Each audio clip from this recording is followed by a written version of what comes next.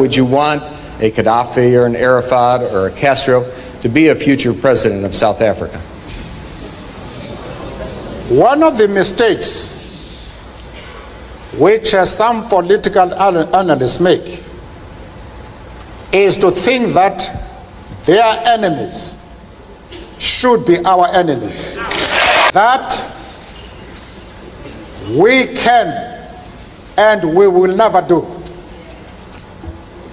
We have our own struggle which we are conducting. We are grateful to the world for supporting our struggle. But nevertheless, we are an independent organization with its own policy. Yasser Arafat, Colonel Gaddafi, Fidel Castro support our struggle to the hilt.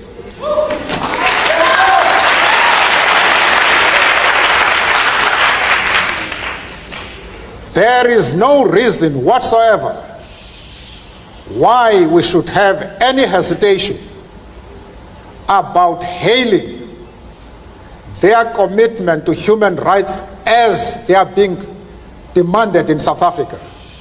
They do not support it only in rhetoric. They are placing resources at our disposal for us to win the struggle. As far as Yasser Arafat is concerned, I explained to Mr. Sigmund that we identify with the PLO because just like ourselves, they are fighting for the right of self-determination. I went further, however, to say that the support for Yasser Arafat in his struggle does not mean that the ANC has ever doubted the right of Israel to exist as a state legally.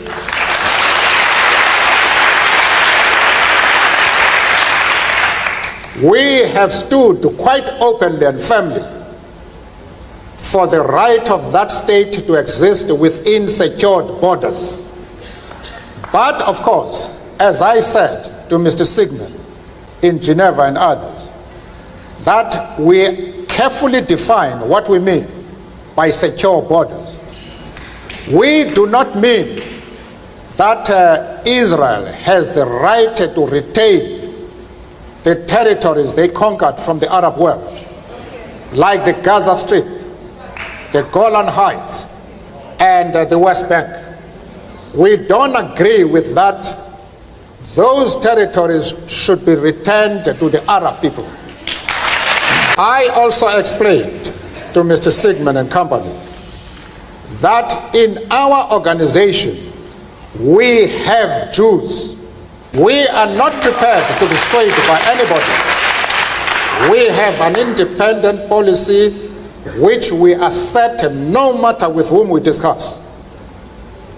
A Jewish leader have any doubts about our stand, I am prepared to address them and to allay their concern, because they are a very important community both in South Africa and of course in the States. And I'm prepared to iron out any differences that might exist, but they must know what our stand is. Arafat is a comrade in arms, and we treat him as such. But for anybody who changes his principles depending on whom he is dealing, that is not a man who can lead a nation.